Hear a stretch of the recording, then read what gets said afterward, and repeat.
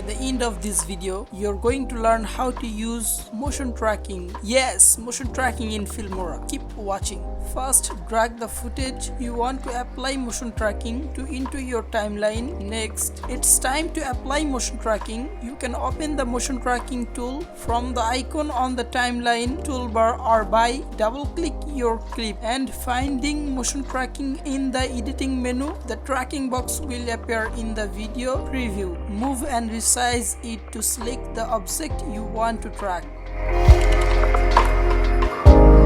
Once that's done, click the render effect button and Filmora will analyze the footage.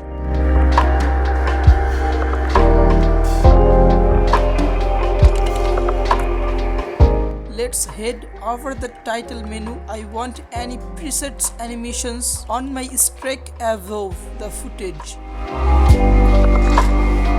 and type in the subject's name.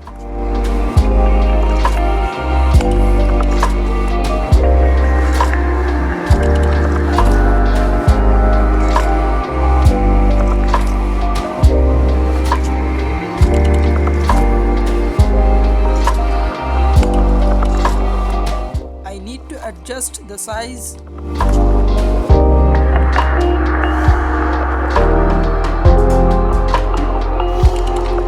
Next, I also want to drag the end of it to the timeline so the duration is the same as the footage. Right about there, I'm going to double click the footage I've applied the tracking to and go back to the motion tracking menu. There's a drop down menu here that will list all the text, image and other objects available. I've only set up on preset, so that's all I'll see and I'll choose that.